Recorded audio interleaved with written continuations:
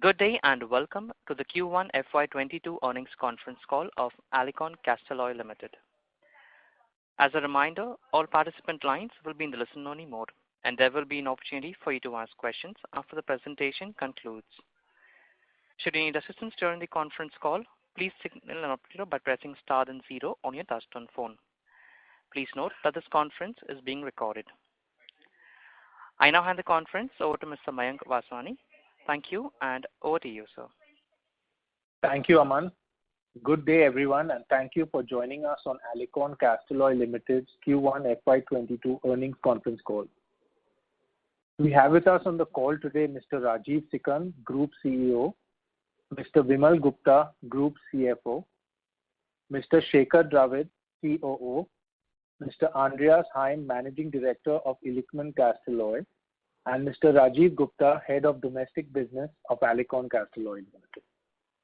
Mr. Vimal Gupta will cover the financial performance for the quarter, following which Mr. Dravid will walk us through operating highlights. In order to share a more granular view of initiatives towards both the global and domestic business, we also have Mr. Andreas Heim and Mr. Rajiv Gupta to provide insights on these areas, and they will be followed by Mr. Rajeev Sikand, who will give us a brief summary of the quarter gone by. Then we will have the forum open for a Q&A session. Before we begin, I would like to point out that some of the statements made in today's call may be forward-looking in nature, and a disclaimer to this effect has been included in the earnings presentation shared with all of you earlier and also uploaded onto the exchanges. I would now like to hand over the floor to Mr. Vimal Gupta for his opening remarks. Over to you, sir. Yes. Good afternoon to all our investors. I hope that all of you and your near and dear ones are safe and well. Thank you for taking out time to join our earnings call. The quarter gone by was a challenging one on account of the second wave of the pandemic, which had devastating impact across the country. While there was no repeat of the synchronized national lockdown, the localized lockdowns are also resulted in significant disruption to economic activity as caution prevailed. Footfalls, all showrooms dropped, car dealerships were closed, and OEM customers curtailed production schedules. Combined with challenges in logistics and constricted movement of material and manpower, there was impact on our manufacturing operations. Thus, we have witnessed a compression in production volumes and consequently revenues during this period. Our manufacturing units in India operated at 50% average capacity utilization level, respectively. On account of this, in April and May, we recorded lower volumes. Soon after, with easing of restrictions in June, we saw a hint of recovery from OEMs and reported improved sales in the month of June. However, it was a challenging quarter in light of the headwinds caused by second wave in India as well as increase in input price globally. Given that quarter one of financial year 2021 was severely impacted owing to near global lockdowns during the first phase of COVID-19. Comparison with the corresponding quarter of the previous year are not meaningful. We are therefore giving comparisons against Q4 of FY21, which was a fully operational quarter. This will give an idea of the impact of lockdown in quarter one FY22 on account of second wave as against quarter 4 of FY21. Total income was up 294% as against quarter 1 of FY21 and 34% lower against quarter 4 of FY21. For the quarter, exports including overseas revenues contributed to 28% of the total revenues, while domestic contribution was 72%. I am happy to share our exports including sales from Illichmann subsidiary continued the momentum from the second half of last fiscal and posted growth on a sequential quarter basis too. Across verticals, the auto division contributed to 90% of the total revenue in Q1 FY22 and non-auto division was 10%. We have continued our varied initiatives on our cost optimization strategy to align our expenses and optimize our working capital cycle. During the quarter, we have seen a challenging input price environment with high volatility leading to persistent pressures in raw materials such as aluminum and other input costs. This, coupled with the sharp reduction in volumes on account of the lockdowns during April and May 2021, impacted production levels and a consequential impact on lower closing WIP and FG, leading to higher material costs. In order to efficiently manage this situation, we are speaking to our customers to increase frequency of raw material price adjustments on a monthly basis rather than quarterly.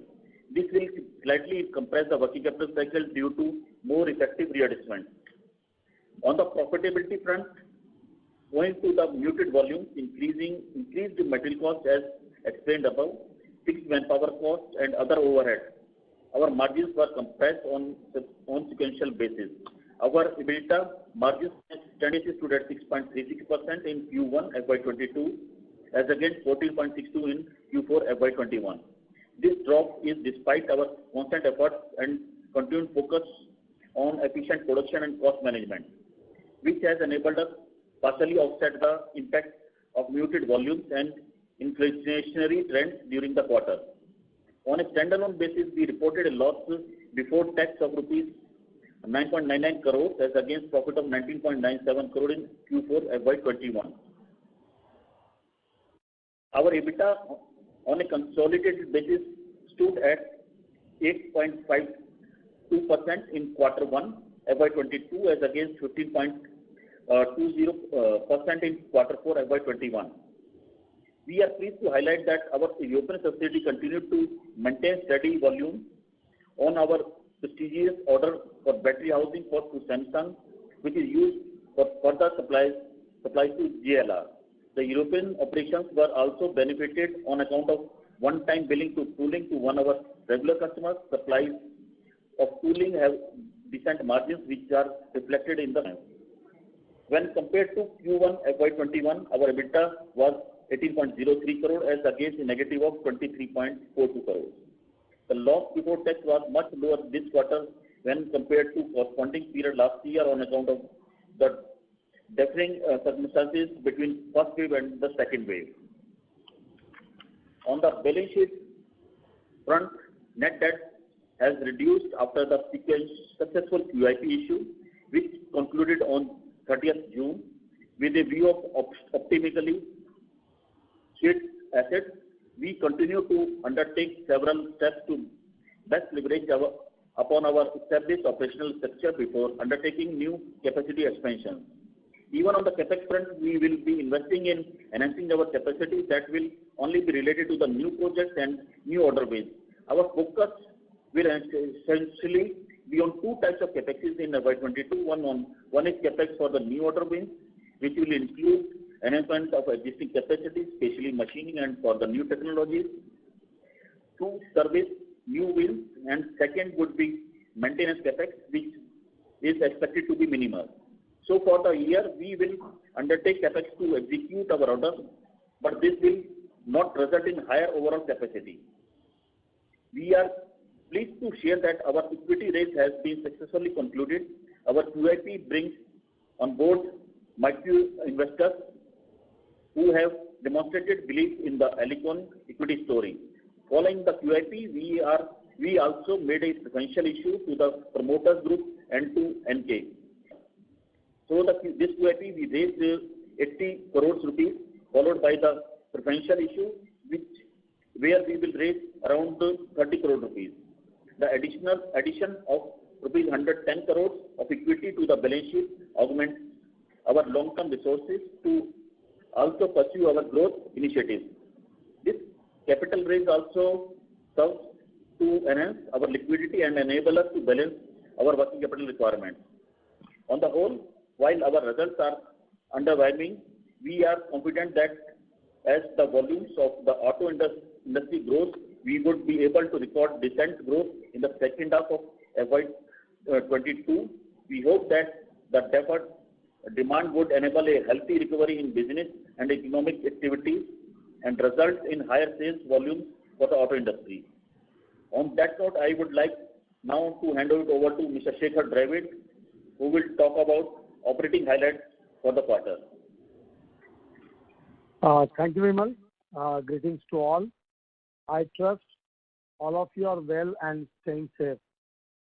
I will share with you some of the trends witnessed in the quarter gone by. To begin with, the quarter started on a somber note on account of the lockdowns and restrictions, on account of the second wave of the COVID-19 pandemic. Across the industry, while there were concerns of the second wave in the March, we did not anticipate the impact both on the human life and the businesses to be this profound. What we saw across the domestic market is that many OEMs, especially in the month of April, had to either completely stop manufacturing or revise their business plans. In some regions and the markets, the pandemic-induced lockdowns and restrictions extended till June, which severely disrupted the plans for some other industry participants. The quarter also saw huge inventory pileups at factories, dealers, and distributor levels. However, broadly, what we observed was that OEMs and the suppliers were better prepared to deal with this situation as compared to the previous year. Unlike last year, when there was a nationwide lockdown, this time around, lockdowns were only in a certain hotspots and micro-containment zones. So we had cases wherein our customer was fully operating while Alicon's plant was in the containment zone. But we had to push ourselves and take up the challenge to meet the customer requirements. In addition, supply chain issues further impacted the processes. So while our performance was impacted due to these disturbances, especially in the April and May, the severity was managed given the established set of protocols to handle the pandemic-induced disruptions. As the lockdown and the restrictions eased in June 2021, what we saw across the domestic auto space in that OEMs reached about 60% of their earlier volumes. From July onwards, these volumes will be upward by 75%. From the consumption point of view, in June and July, passenger vehicles witnessed better recovery than the other categories, driven by the high pending bookings, low channel inventory, and the strong underlying demand led by the preference for personal mobility. We have seen stock levels at OEM and the supplier levels reducing significantly in the June and July, which is a positive sign. While the CV segment recovery has been slower on account of lower freight availability and seasonally weak infrastructure demand, good monsoons, hike in MSP prices, and continued strong government support to all agri activities is aiding tractor sales. On the international front, most of the key export geographies in US and Europe reportedly healthy auto sales led by healthy demand and stable currency in key markets. Our performance is by and large in line with the trends witnessed in the automobile industry. Like previous year, I would like to discuss our 5 key strategic growth pillars and the development within each. The first being of his auto business. This segment, while was impacted due to the second wave, witnessed a good bounce back in the demand and recovery in the month of June, resulting in the steady volumes during the quarter. Although domestic market saw an impact on account of the second wave, our export recorded continued momentum. We saw increased client engagement, especially coming in from the export markets during this period. During this period, we added 13 parts, out of which 4 were from the domestic market and 9 parts were from the export markets. In the domestic market, 4 parts were from the existing customers, so 3 were from Dana and 1 is from the Garrett. In the export market, 3 parts were from Eaton, 3 parts were from Mahle Behr, and 2 parts from Titanic. I am also pleased to share that Alicon this quarter has recorded a new client win in the exports. After several efforts, we are now providing parts for MAN AC, which is a part of the big Volkswagen group for the truck category. On the industry front, we are seeing demand for the passenger vehicle segment both for two-wheelers and four-wheelers, gaining traction as the consumers are preferring personal transport over public transport. More so, with the travel and tourism stabilizing in country, PVs and even the CVs are seeing a strong recovery. Rural demand, although saw an impact due to the second wave, is expected to recover given timely arrival of the monsoon and a favorable agri indicators. We hope that this will further boost consumer spending. In addition, we expect the upcoming festive season to add momentum to the gradual recovery. The schedules from our customers are reflecting growth. We are also seeing some supportive reforms coming in from the center and the state governments, which will further create demand for the new vehicles, thus boding well for the Indian auto industry. Two factors which are dampener are the semiconductor shortages across the domestic as well as the global markets, as well as the input cost inflation is also impacting the performance. Coming now to the second of our growth pillar, which is the electric vehicle division. In the international market, we are seeing a strong momentum. We have won orders from the reputed OEMs during the quarter, such as Dana. Through Illichmann, we are already supplying battery houses to Samsung, who supply it to JLR in EV space. I am pleased to share that we have been continuously receiving new business wins from Samsung, which has helped us improve volumes this quarter. We are now supplying battery housings across 3 EV models, JLR. To share the interesting anecdote, few years ago, when not many players were absorbed in the EV space, our company had then seen a huge and game-changing opportunity and had embarked upon a challenge to deliver high-end, technically complex, and highly competent solutions for vehicles in EV domain. I am proud to share that we have been extremely successful in this venture. Our association with the likes of Samsung, Bosch, Dana, Danfoss, Ather, Mahindra & Mahindra, Eaton, among other market names, have provided us with a great visibility as a reliable and trustworthy partner and has helped us build a strong reference base in the EV domain in India as well as in the global markets. We have received several acknowledgements and awards that have enabled us to strengthen our foothold in the EV space. In one such recent example, Alicon received an prestigious award from Dana Corporation for the e-mobility platform for the solutions, end-to-end solutions. I am proud to share that out of 3,000 suppliers worldwide, only 11, including Alicon, were felicitated, and we are the only supplier from India. So this is a proud achievement for the team of Alicon. Coming to the domestic side, the development of e-mobility here is lagging global markets.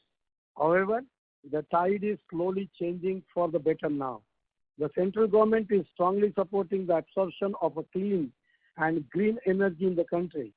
They have issued several initiatives providing incentives and subsidies, such as FAME 2 concessions to the manufacturers, which has boosted sentiment. Even the Maharashtra government recently has rolled out and revised EV policy in a move for cleaner environment and to support the EV program in the country. The government aims at 10% of newly registered vehicles in its major cities to be electric ones by 2025.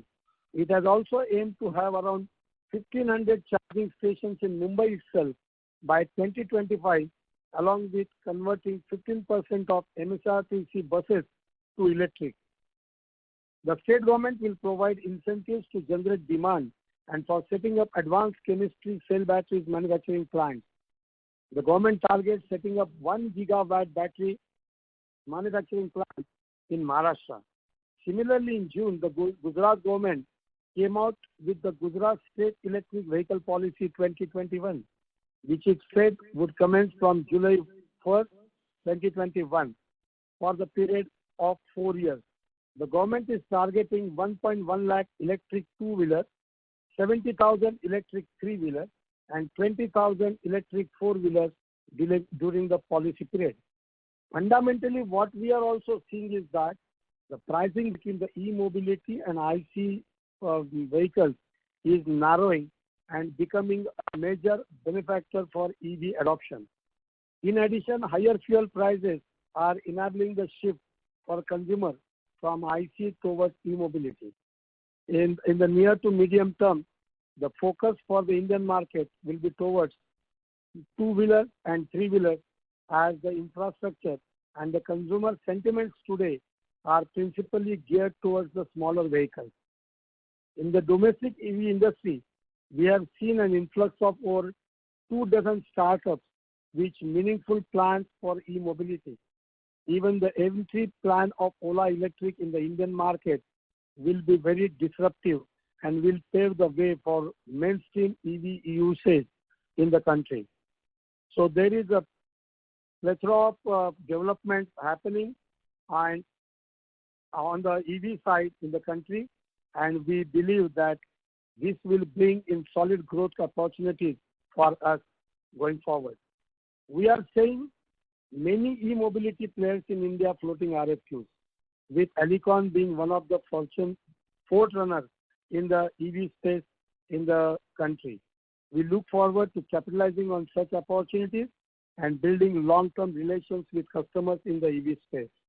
In the longer term, our target is now to clock upwards of 25% from the electric vehicle division on the growing revenue base by 2025-26. Now on to our third growth pillar, being a technology agnostic platform, wherein we focus towards building niche around the existing and new products by leveraging our core competencies. This includes lightweighting of the product in the auto and the EV space. We are getting increased inquiries from OEMs both in the domestic and the export markets for the development of frame and the control arms. Our successful conclusion of our order with JLR has opened many opportunities in this domain. During the quarter, I'm happy to share that we have received an RFQ from the customers, prestigious customers like JLR, Triumph, Piaggio. We look forward to materialize the same in coming time. Our fourth growth pillar being the non-auto segment. Here we are witnessing healthy growth in demand across the sectors such as defense, aerospace, agriculture, and energy, and we expect this momentum to strengthen in the quarters ahead. During the quarter, we have received the RFQ from Textron and Rexnord. We look forward to materialize this same in the coming time. The fifth growth pillar is our focus on increasing customer wallet share.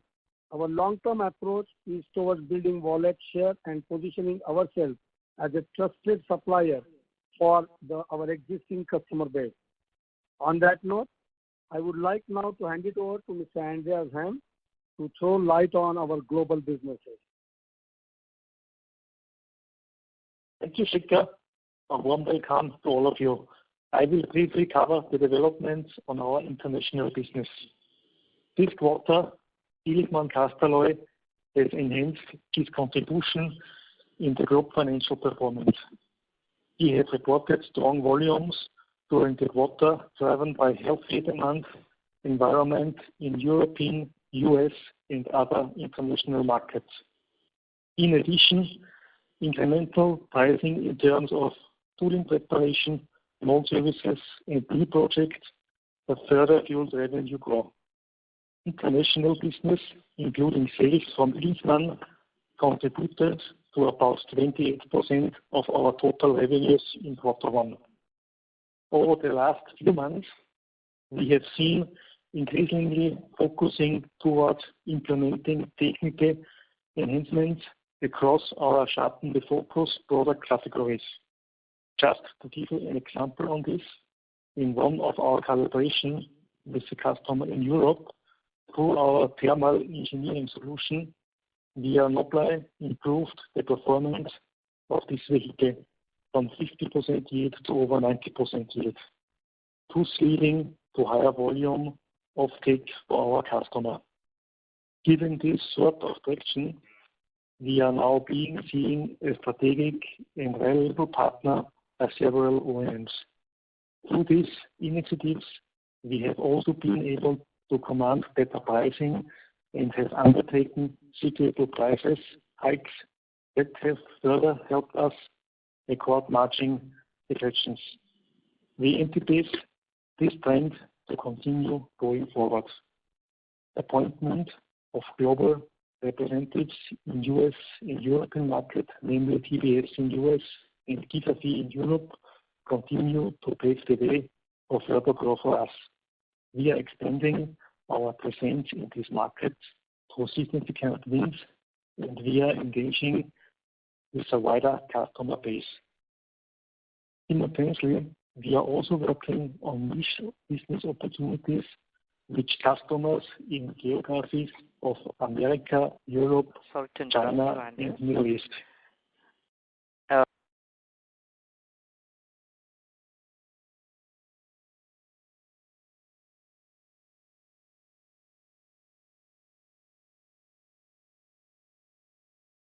We are leveraging our entry into the Japanese market with Flextronics.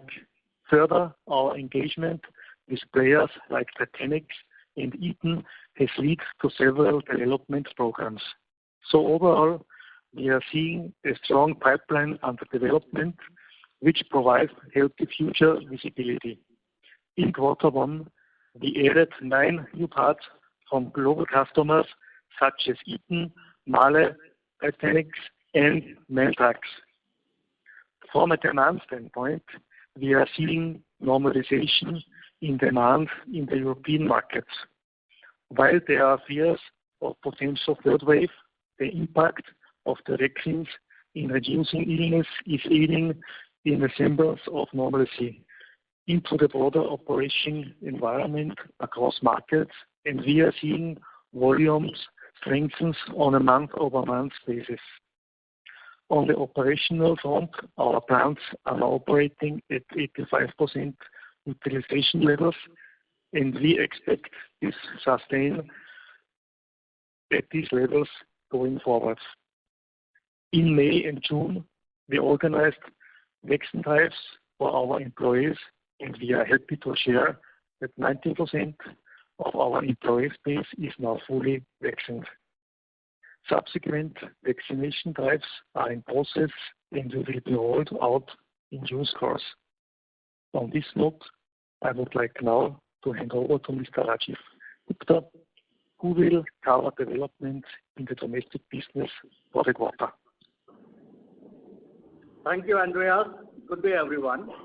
The domestic auto industry came under pressure from the first week of April, when major states like Maharashtra, Delhi, Haryana, Karnataka, Tamil Nadu had to place stringent measures in place in light of rising case volumes. Across the industry, there were reduced footfalls at the showroom and lower sales volumes, forcing OEMs to curtail production in April and May. While some continued to operate with limited capacity to meet export orders, the domestic operations in the month of April and May were significantly impacted. Auto companies also faced simultaneously commodity-led margin pressures in the last few months. As the effect of the pandemic eased, Indian auto demand improved in June. Based on OEM reported data, there was strong sequential recovery in the passenger vehicles and tractors in June. Two-wheeler wholesales are also seeing uptick. Currently, activity indicates that customer interest in passenger vehicles have recovered to early 2021 levels. Now coming to the performance, given the macroeconomic backdrop and a lower base in Q1 FY21 on account of the first wave, Alicon was able to report steady sales in Q1 FY22. During the quarter, we added 4 parts from leading existing customers as Jana CFO, and Gareth Motion. We are witnessing a good level of inquiries and bookings in the market post-June and are hoping to improving macros will further support this momentum. On this note, I would now request our Group CEO, Mr. Rajeev Sikand, to share with you his perspective on the Alicon performance. Thank you, Rajiv. I welcome all our investors. Thank you for joining the call. I hope you and your family members are well and safe.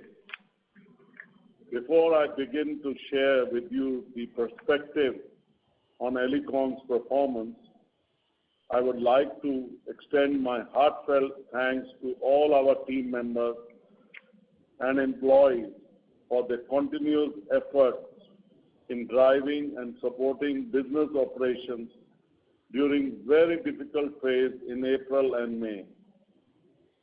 On behalf of the board, I would like to take this moment to thank all our employees, communities, customers, and partners who are demonstrating determination and perseverance every day amidst this pandemic.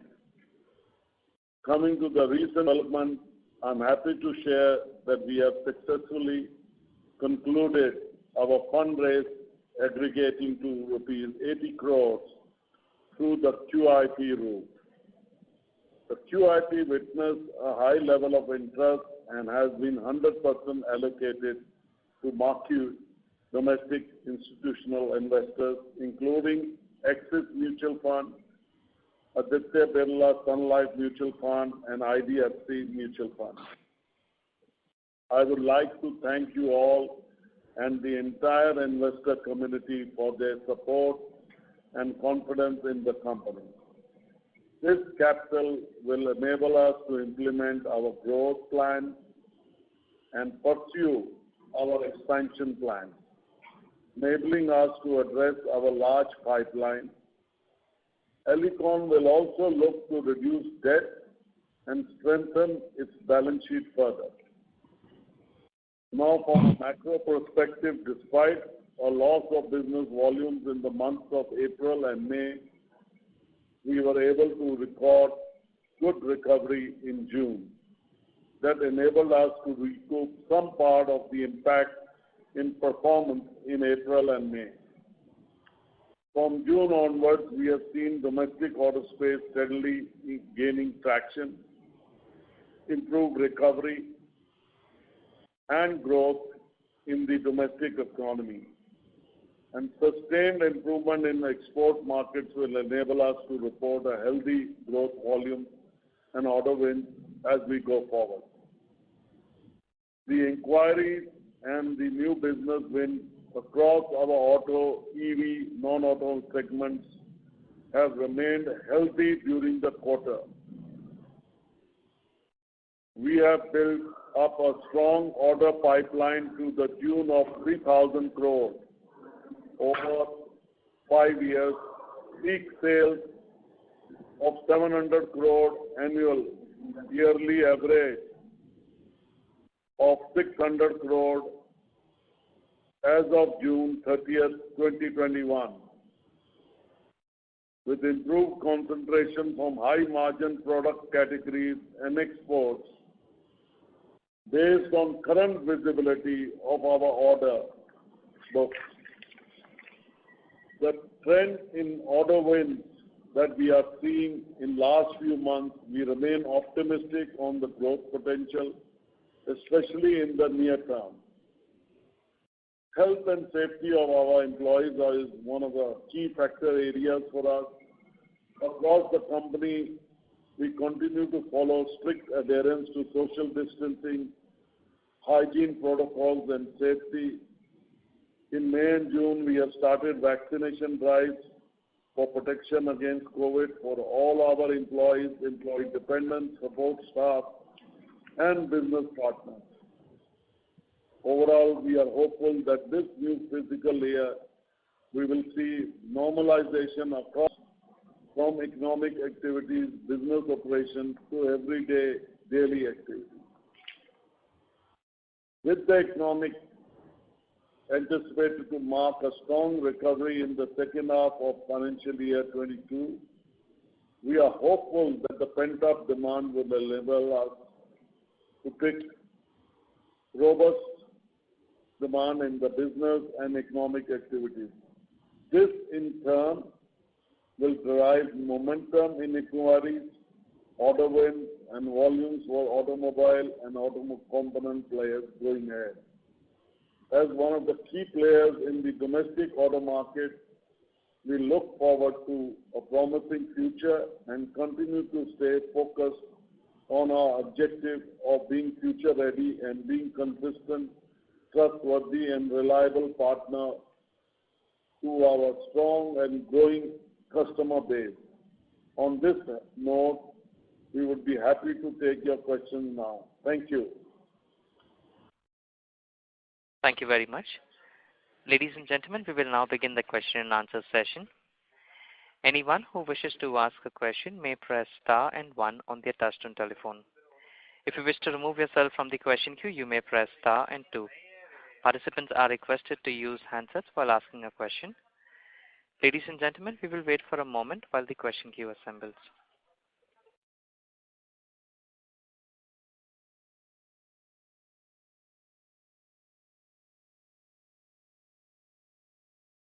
The first question is from the line of Raghunandan from Emkay Global. Please go ahead.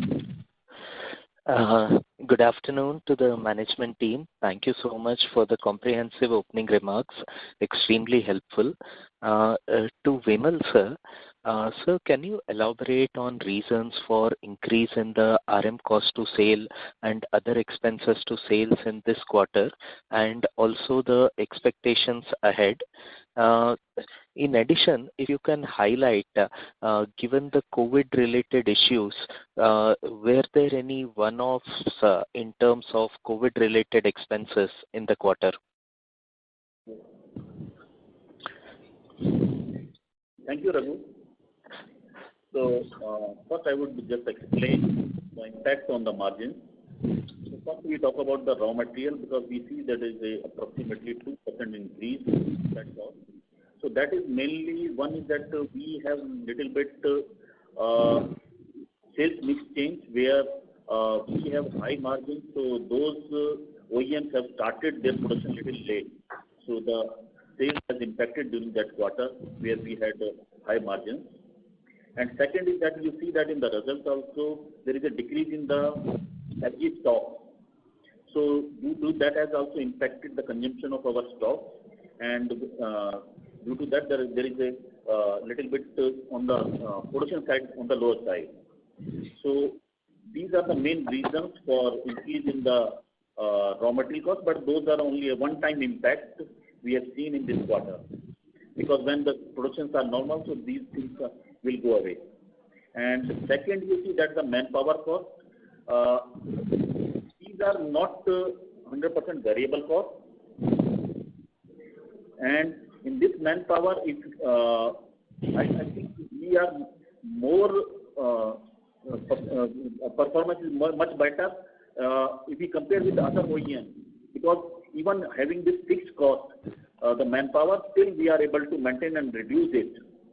And 100% we cannot make it a variable cost, so that has impacted around 3% on the margin.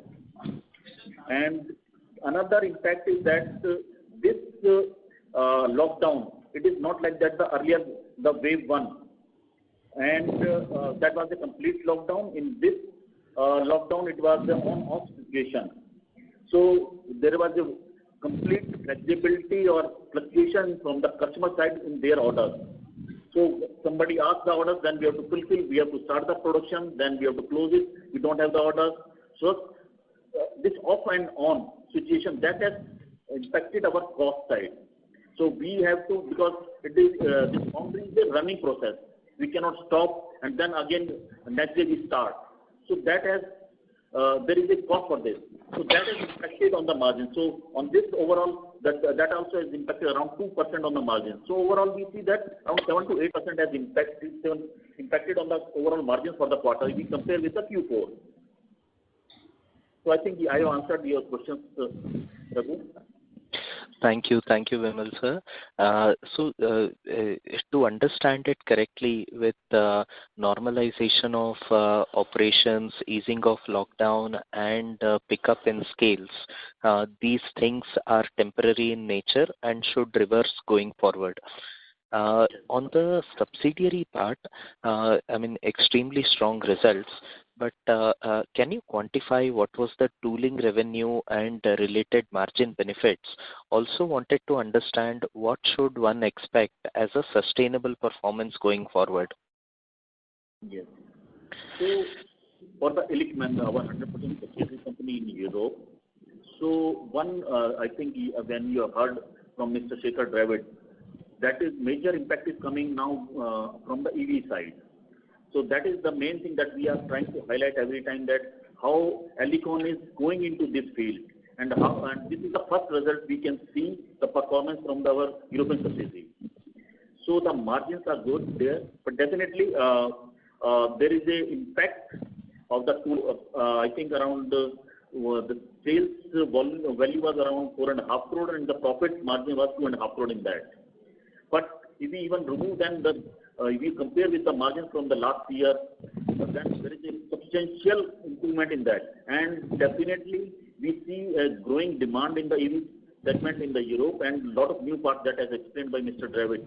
So those developments are happening, and we will be able to deliver the good margins, and we will be able to sustain those ones. Great to hear that. And Vimal sir, one last question to you. If you can talk a little bit about the working capital reduction and debt reduction targets for FY22 and 23, that will be useful. Yes, definitely we are more focused than at earlier calls. Also, we are discussing about our working capital cycle as well on the debt side. So on the debt side, the first step we have taken, that we have raised 110 crores through the equity, that QIP as well as the preferential issues. So that has given a major impact on the debt side. So when you will see the quarter two, the balance sheet in the next quarter, then a lot of things will be seen that on the debt side as well as on the working capital cycle also. We have worked out that there is approximately now reduction by 10 days further we have done in this quarter, and hopefully further improvement we will see in the coming quarter. So we are completely focused on to improve our working capital cycle. Yeah, Raghu. Thank you, Vimal sir. To Shekhar sir, congratulations on the new orders. Can you indicate approximate size of the orders won in this quarter? And secondly, if you can highlight the major orders like Toyota, PKC, by when are you expecting the commencement, and how do you see the ramp up in 22 and 23? So basically trying to understand the major orders which will commence and ramp up in 22 and 23. Thank you so much. Raghu, I think this Rajiv Gupta will answer. Yeah. Thanks, Raghu, for this question. So I'd like to share with you the insight on the new order booking. So in the last quarter, we have added 13 parts, 4 were from the domestic customers and 9 were from the export customers, with around 121 crore of total projects over a span of 5 years, with a yearly average of 24 crores per year. And if we talk about realization, yes, up till now we have added 238 parts, and we are aiming to realize in next year tune to around 480 crores. This will be around 600 crores by the year 23-24, and eventually touching around 700 crores at the peak by 25-26.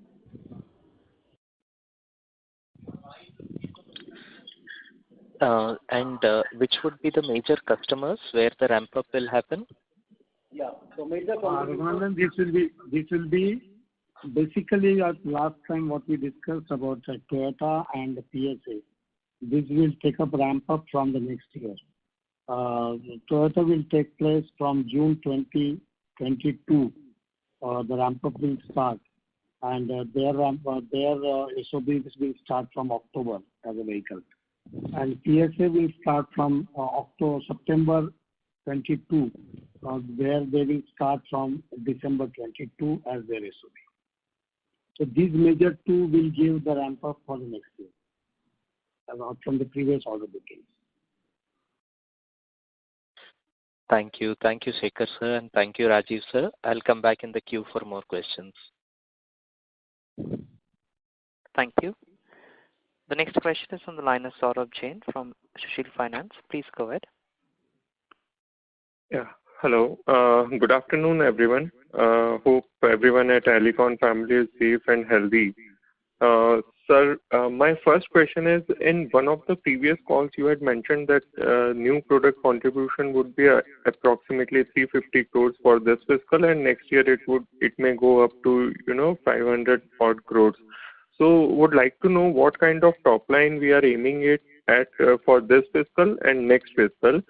Before that, if you could, please let us know about the top line recorded during the month of June, because April and May were broadly affected by the pandemic-led restrictions. So it would be, easier for us to understand the monthly run rate.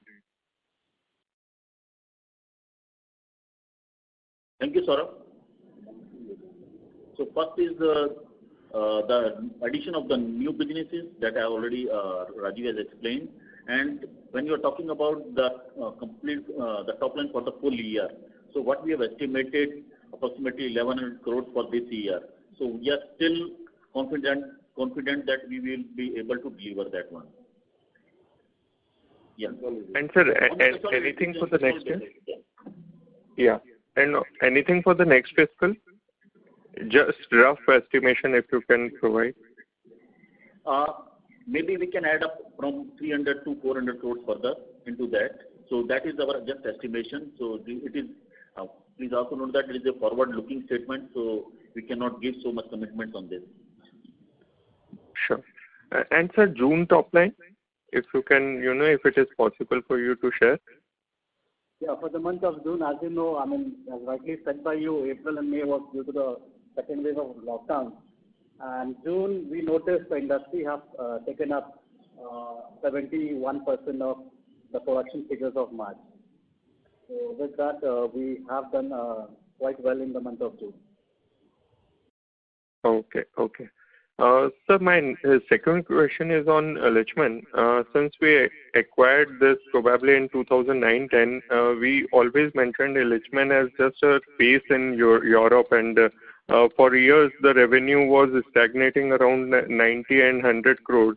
Now, since last couple of quarters, the revenue have started, picking up. Last quarter we did 44-45 odd crores, and this quarter we did 34-35 crores. And I believe roughly 40% of it is from EV segment. So, sir, this quarter we were actually positively surprised to see Illichmann doing EBITDA margin of 20% and net margin of around 16-17%. So, the previous participant has already asked this question, but if you can, just share a bit about the numbers. How do we see Illichmann going forward? What kind of EBITDA margins are, sustainable for next few years? Thank you. This is Rajiv here. Illichmann is, as I have explained earlier, it plays a leading technical role for our group. It's like a synergy.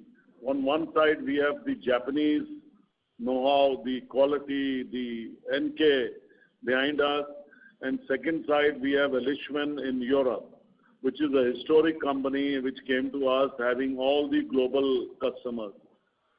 So when we have focused on two very key areas, and our focus has been to focus on technology agnostic parts.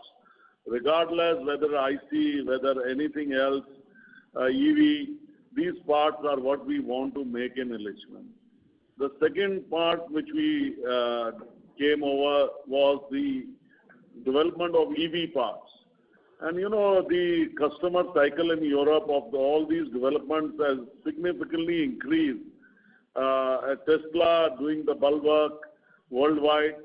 So we see that jump has come. and these models which we are servicing just now have shown a robust growth.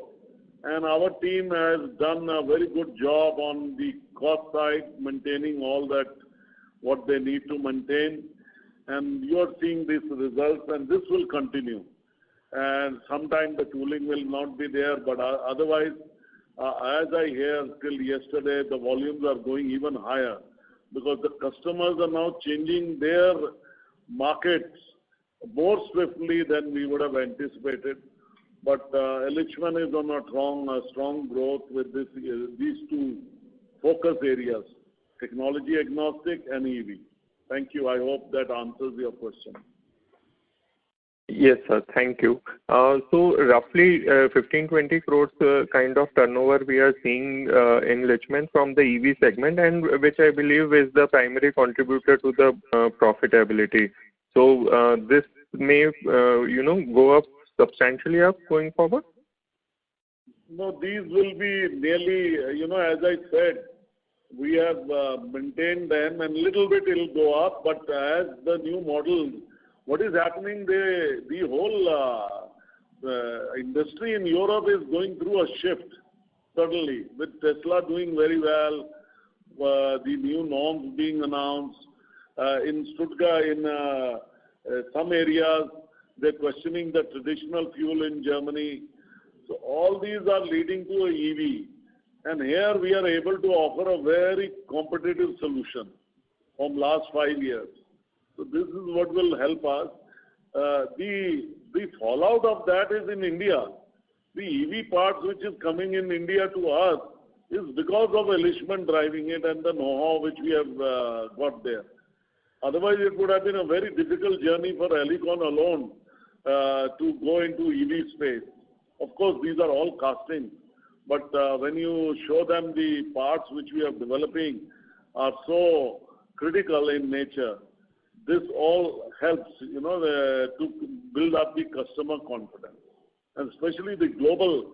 I mean, within EV also there are 3 segments: the low voltage, the mid voltage, and the high voltage.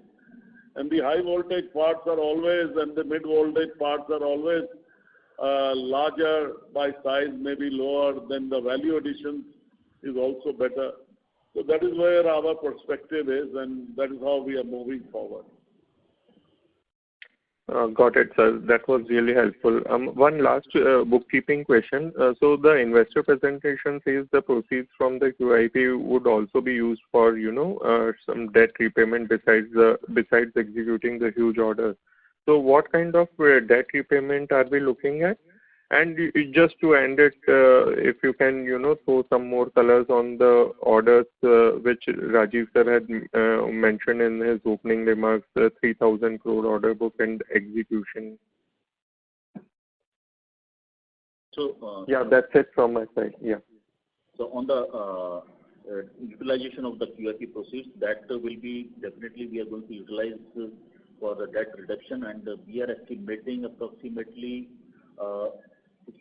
60 to 70 crores debt reduction by the end of the year, because some proceeds will be utilized for the CapExes also.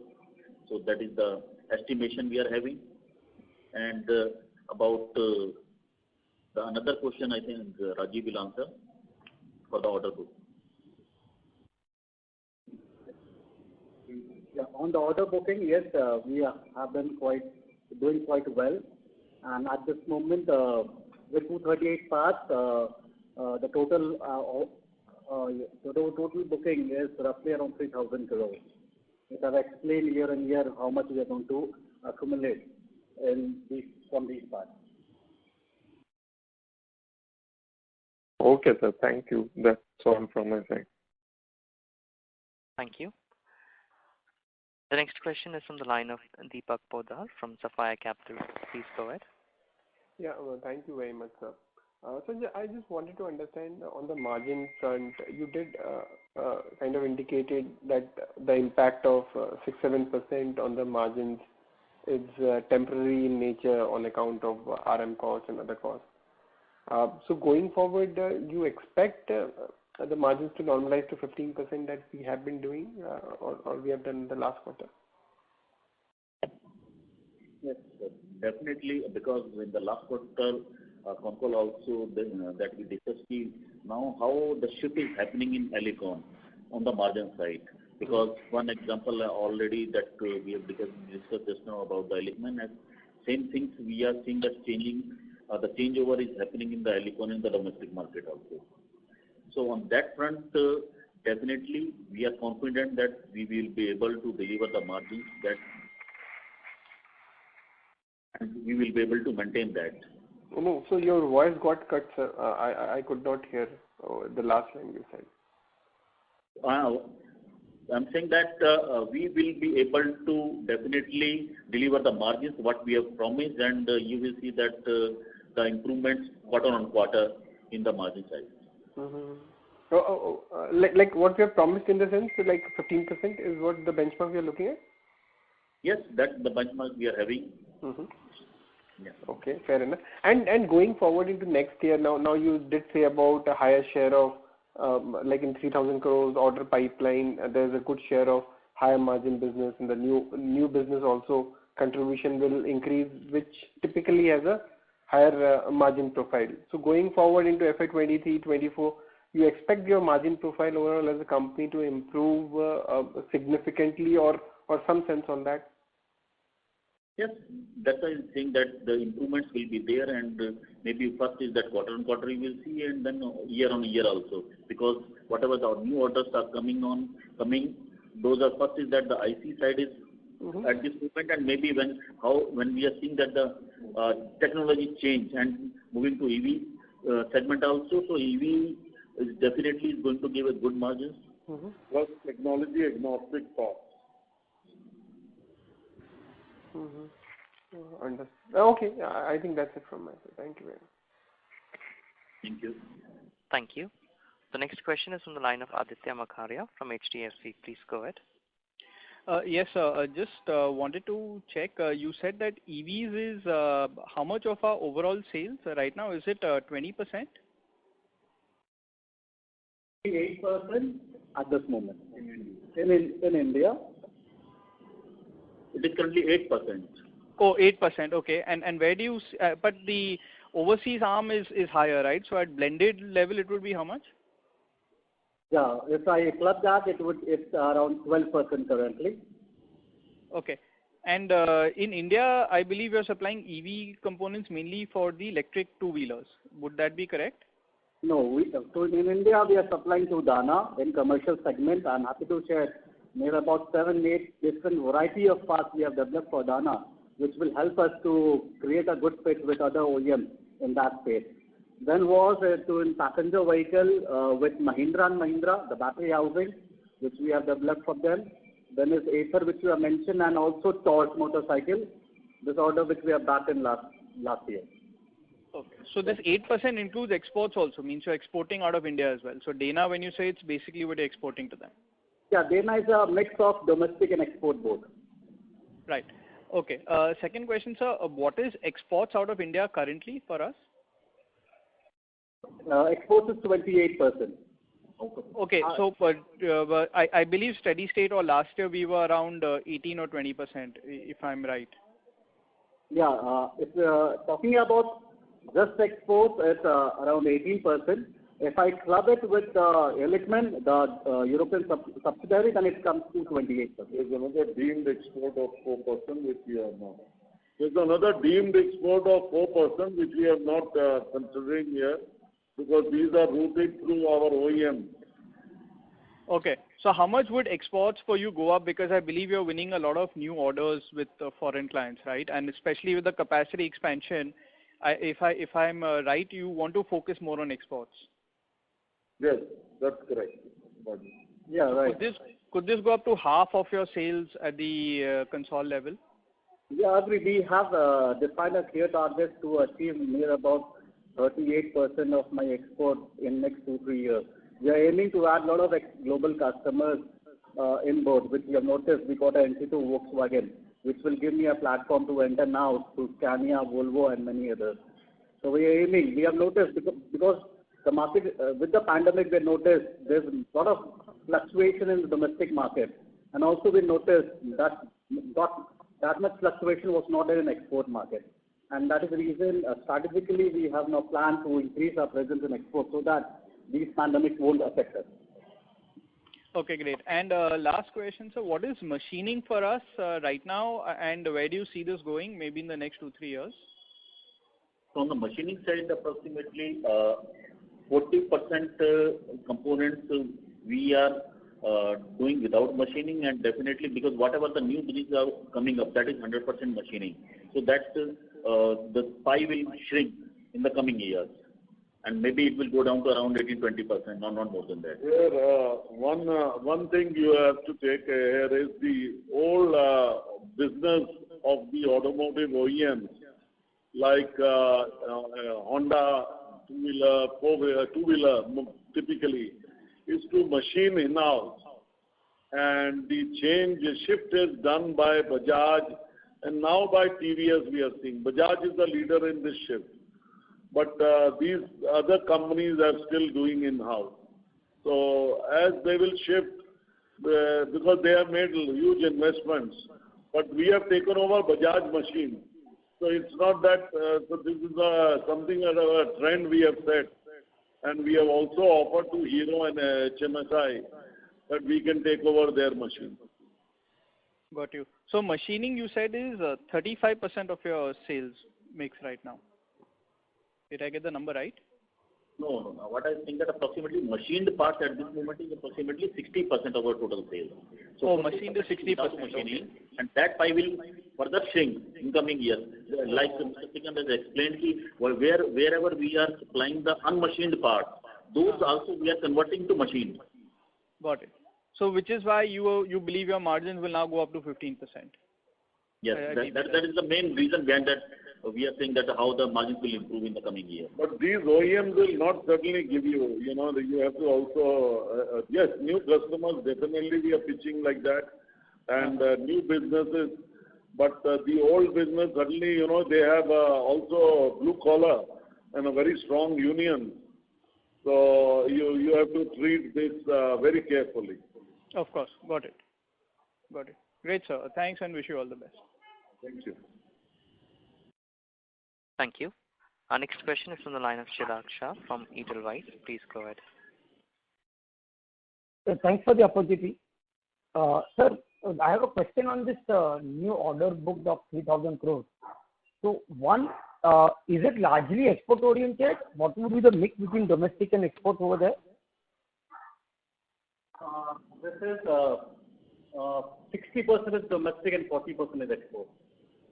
60% is domestic. And I presume this represents new business and not replacement of existing business, right? So suppose if a model is getting upgraded, say for example Bajaj Pulsar, it will not get counted in this, or it also get counted in this? No. It's totally a new business, a new platform. Typically, if these models get, replaced in India, we have these OEMs have a sourcing policy, and we have we get a preference from them. So we have not lost any business, to answer your question, back as a, new partner or to anybody else. So this continues, this is a journey, because there are limited players to give, and we are the largest independent player within the domestic market. No, I was not referring to that, sir. What I was trying to understand is because if I look at your revenue aspiration for the year of 1,100 odd crores and 350 crore contribution from new products, so I was referring to that data. So when you say new order book of 3,000 crores, of that this 350 crore will flow, right? So of the balance 750 crore is something like an old business which keeps on moving as per the expectation. Or because OEMs keep on replacing their platform. Correct. This is what has continued from 1st of April, 21. Okay. And sir, I presume even in the export order book that you have, raw materials would be a pass-through arrangement, right? In domestic, you have that arrangement. As a policy, our group does not deal with any OEM worldwide or anybody where it is not a pass-through. As a policy, we don't take those orders.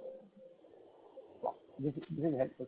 And lastly, sir, of this 40% export order book, is it possible to indicate how much would be EV in that broadly? Yeah. Give us a minute. We'll come back to you. We will come back to you. Give us a minute and we can go to the next question in the meanwhile. Yeah. And so I'm done. This is largely what I want to understand. Yeah, we'll get to you.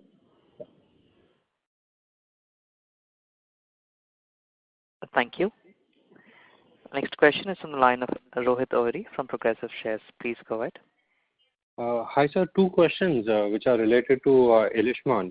Now, when we talk about Illichmann, are we talking about the Austrian operations or the Slovakian operations? See, for us, it's a one entity, and basically the Austrian operations, couple of years back, the hardcore operations, we put it in the Slovakian unit because that was what was draining the company. And we took that decision. Our head office is there, our marketing office is there, our technical team sits there and moves. Because from Vienna, it is only 1 hour 40 minutes. So, it's truly a EU. It's a EU nation now. So it doesn't matter whether it's Austria or Slovakia. It's a EU entity combined. So the production happens in Slovakia right now? Yes, all operations, hardcore manufacturing happens in Slovakia. And we have machining partners in Europe. Okay, so what would be the capacity which is in Slovakia and what would be the peak revenues in terms of Indian rupees? So the peak capacity is because in the Indian rupees we can convert, we can achieve approximately 18 million euros sales from there with the existing capacities. So that we can convert to maybe approximately 18.9 approximately 150 odd crores a year. Okay. And if I'm not wrong, I heard Andrea saying that the capacity utilization is currently at around 85%. So will you all be looking at any expansion plans over there in Slovakia, or is it that this is the peak of 18 million euros? You see, we always believe in, with our NK Japanese partner right behind us, we believe in sweating and creating through this every year some capacities through the existing VAV, through improvements in processes and things like that. Mostly we would like that to shift whatever business we are developing into India. But we are open. If there is a good opportunity, why not? We are open to putting in. Since the time we have taken over, we have not had given any further debt. Whatever there is, that remains in the company. We have not pumped in any equity. We made a restructuring plan, and that has worked for us. So we have stuck to our core guns, that it is our technical center primarily, and adds strategic manufacturing of strategic components. So we want to remain, though the area is pretty large, which is on rent there, and we can add capacities easily. But these properties are not burning cash, is it? These are not burning cash, certainly not. Okay. Second question is related to the Indian operations. In your opening remarks, you mentioned that there are new products and there is growth capex and then there is maintenance. So can you give a split between the numbers as to what exactly is growth capex and maintenance capex for the next 2 years, if you can share?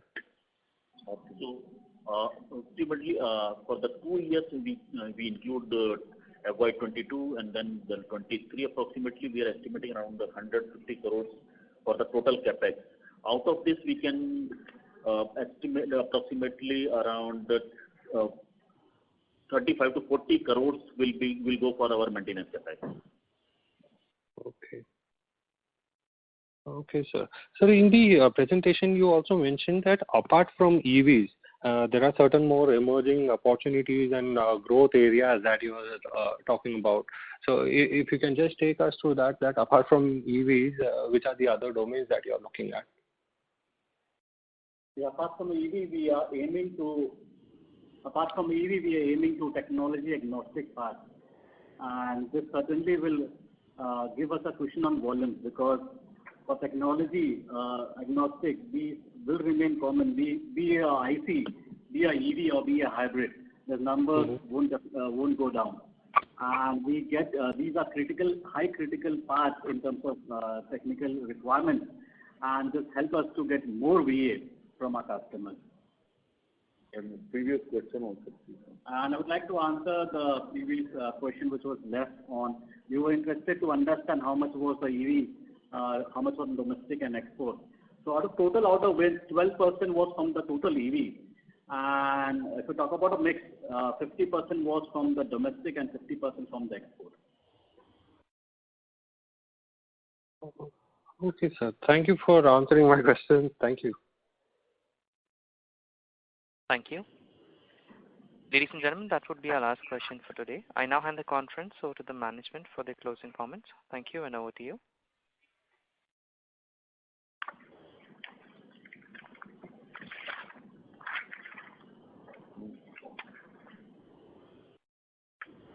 So thank you. I hope we have been able to answer all your questions satisfactorily.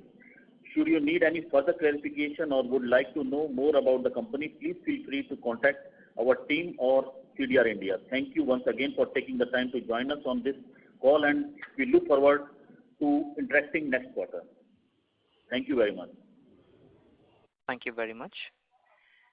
Ladies and gentlemen, on behalf of Alicon Castor Oil Limited, that concludes this conference. Thank you all for joining us, and you may now disconnect your lines.